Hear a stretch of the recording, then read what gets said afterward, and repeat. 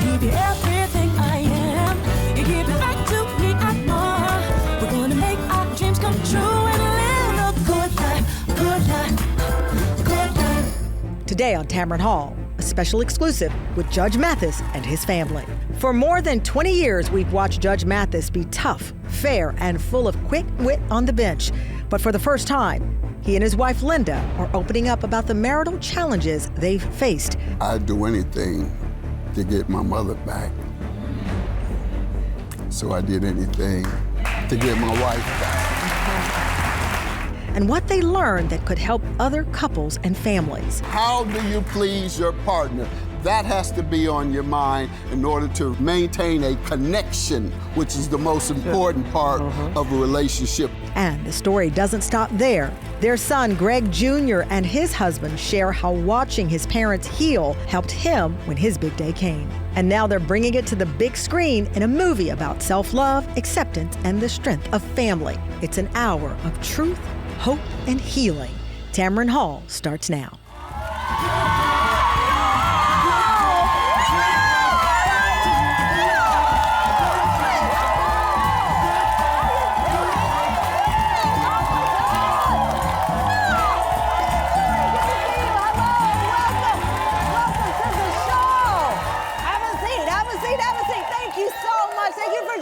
Today, wherever you are, I want to get the show started because when I tell you, oh my goodness, what a big conversation.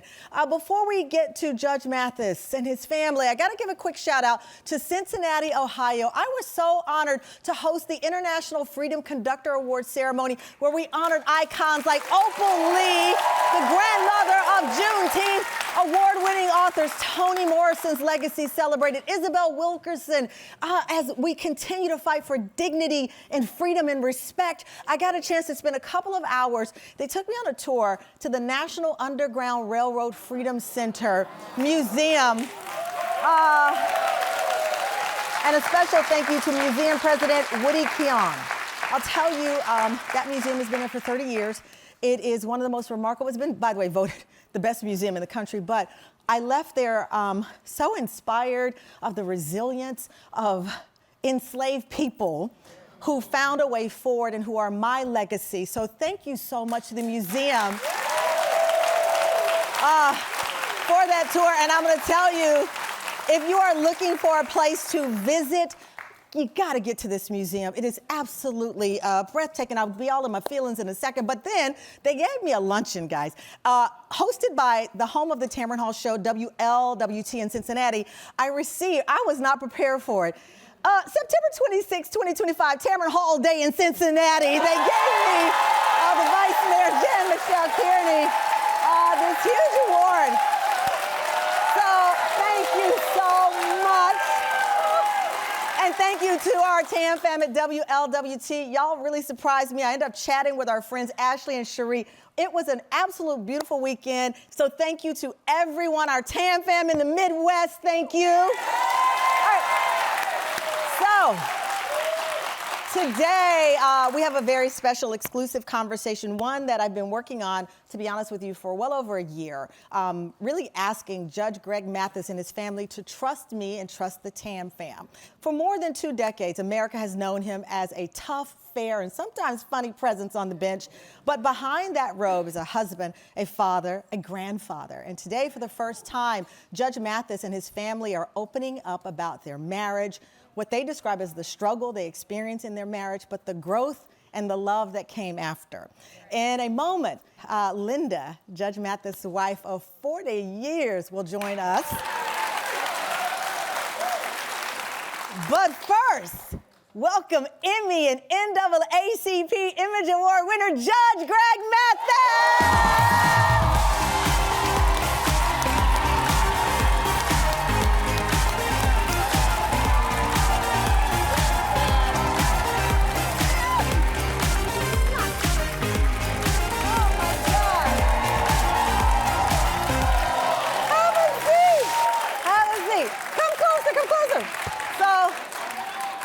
First of all, I don't think I've ever seen you out of a robe. and Yes, you had. We went out with Debbie one night in Chicago. Okay, don't tell that. Don't tell that story.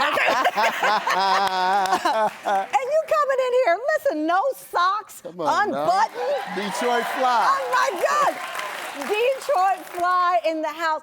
So the chapter of the show, 24 seasons, and you decided it was time to step away from that version of you. How did that feel? Well, Warner Brothers decided they want to get out of the judge business. They canceled People's Court in mine. And then I got a call 2 days later from Byron Allen. He felt that I still had a lot of value. We're still on. That's what happened. Because, you know, it's a closing of a chapter of a version of the show for a new version of you to be, in some ways, rebirthed. Yes. Did it reinvigorate you? Well, I would like to see more people that need help. You know, we tape in Los Angeles and everybody either acts like they're doing well or they are doing well. So I don't get folks that have destructive lives or need some inspiration. Maybe you've healed us all in 24 seasons. Everybody's fine now. Everybody's okay. That's the only difference. I love it because you've always referred to your life as nothing short of miraculous. You've said it from the street to law student to keeping the promise to your mom. Looking back, first of all, what was the promise you made her? Promise I'd turn my life around before she died. She visited me in jail doing a 9-month stay for carrying a weapon, tried as an adult, and she came. She said she had left the doctor, and the doctor told her she had less than a year to live, and she reminded me of all the things I had did. She said, "You've embarrassed me in the church. You've embarrassed me in school. You've embarrassed me in the neighborhood, and now I'm gonna die." She asked if I would change my life before she died. And so I got on the fast track that I haven't left yet, but I got on the fast track.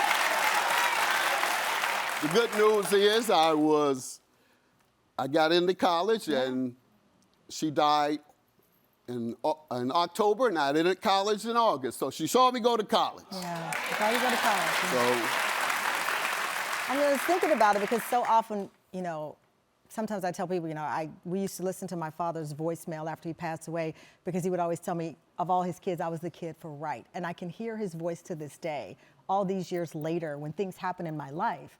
As you said, we all appear to be okay, but inside, we all have struggles, including yourself, even someone as composed as yourself.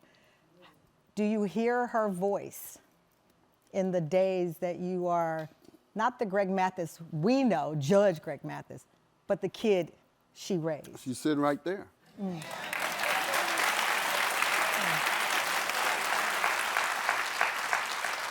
So there you are, in a sense, in a big part of your life between two women. Your mother on one side and Linda, your rock of 40 years on the other side. Who came 2 years after my mom died, and that was something that comforted me. Did you find similarity in these two women? No. Nothing. My mom was a firecracker. Wait a minute. I've met Linda. She's her own type of firecracker. Yeah, she was.